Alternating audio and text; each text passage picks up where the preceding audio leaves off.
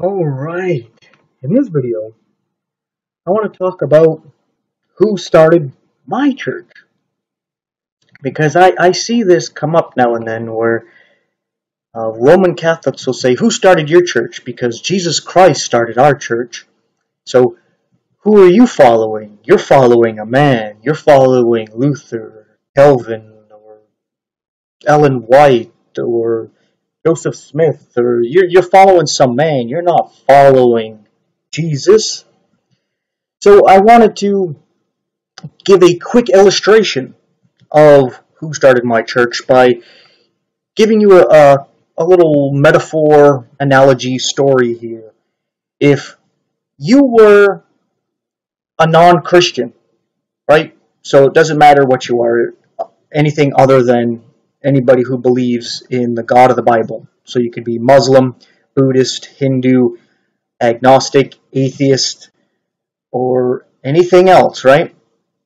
And you're on a trip, whether you're going on a plane or a ship, but there's a storm and there's a crash, and you are the lone survivor on a desert island, but somehow there's a King James Bible that survived that was on the plane or the ship you were on, and it's the only thing you got to read.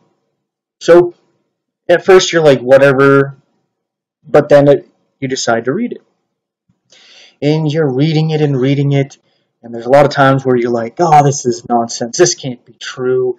But you have a lot of time to think about it while you're out there on that desert island, and next thing you know, you start praying to God and talking to Him and reading His Word, and you're starting to build this relationship with Him, and you even argue with Him and yell at Him and cuss Him out at times, but eventually you start to see the gospel, the good news of your salvation, and you believe it, right? You start to see how we are sinners.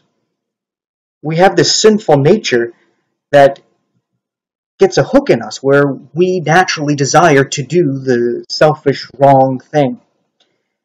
And we have these sins that we can't pay for because we can't make up for them. The damage that we do to ourselves and others, whether it's something emotionally or physically, or the influence we actually put upon them to influence them to do the same thing. Whatever we've done has an infinite consequence to it, right? And there's nothing we can do to pay for that. And the best we can end up doing is just covering up and controlling our sinful nature. And you start to realize that you can't be saved. You don't fit in heaven.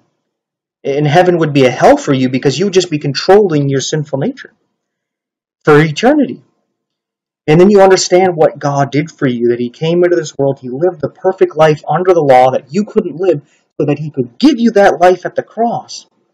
If you would come to the cross yourself by faith and die through Jesus Christ 2,000 years ago, so that you, your sins, and your sinful nature could all be put into the grave and paid for. And then when Jesus raises from the dead, because He's innocent, He's perfect, He's just, and He has eternal life, you raise with Him and you receive His life. You believe this. So you convert to Christianity. They're alone. Not really alone. God's with you there. But alone in the sense there's no other man, no other living man with you.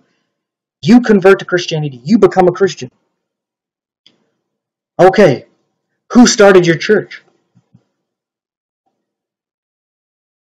God did, right? Jesus Christ started your church. You just joined the church that God started 2,000 years ago with Jesus Christ and the apostles. Right? So, Jesus Christ started your church. Right? And then let's say, sometime later, some years later, you keep studying the Bible and praying while you're on that desert island, and some other crash happens, and 1, 2, or 3 other people end up being on your island. And you end up preaching to them, and they convert because of your preaching. And, they might not convert the same day and hour that you're preaching to them, but over years of you talking to them, and they have just a lot of time to just talk and argue with you, and that's all they can really do. You're on a desert island with nothing else but each other. You convert them. Does that mean you started the church? No. Jesus started the church, and you became part of it, and then you helped bring others into it. So even if you start a church right there, the church of you, right? The church Bob formed, the church that Barbara formed, whatever your name is. Just throwing out some names there. Let's say you name it after yourself for some reason, or everybody names it after you because they appreciate you bringing them to Jesus, right? So you got this little church there. You might think, hey, we just call ourselves Christians, but everybody just ends up naming it after you because they like you for some reason, right? Does that mean you started the church? No. Still, Jesus started the church, right? So then when these Roman Catholics say, who started your church? You're like, Jesus did. And a lot of times they're like, no, he didn't. No, he didn't. You're following Luther. Well, I didn't learn about Luther until after I became a Christian. You see, I actually came directly to God. Nobody came to me preaching the gospel to me. I didn't get invited to some denomination church service. There was something in me drawing me to God, and I followed it. And I came to God and realized I need to know Him, and the only way to know Him is to read His Word. And then I realized there's different Bible versions, and they didn't all say the same thing. And I did a study to find out I should be using the King James Bible. A little bit of off subject here, but I just started reading it. I was like, I wanted to know this God. And it took years to really understand what I was reading and to finally come to the gospel and have the blinders lifted off. Like Paul says, the scales to fall off the eyes, to truly see and understand God and the great thing He did for us at the cross to save our souls. And I was converted and born again. Because you're born again by believing the gospel, as we're told by Peter in 1 Peter chapter 1, verses 23 through 25. And so I didn't join some church some man formed. I didn't join the Roman Catholic Church. I joined Jesus Christ Church. I'm just following Him. And I'm not encouraging anybody to follow me. I'm encouraging everybody to get saved and follow Jesus if you're already saved.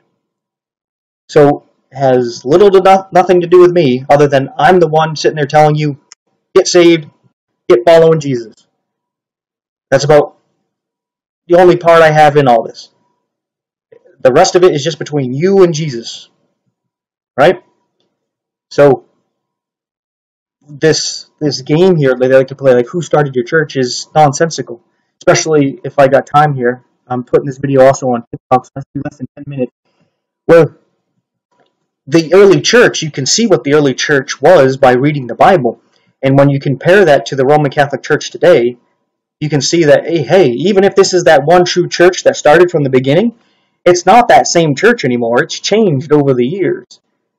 So, yeah, even if you can draw your succession from bishops all the way back to the time of Jesus, doesn't prove you're teaching and believing the same thing they did.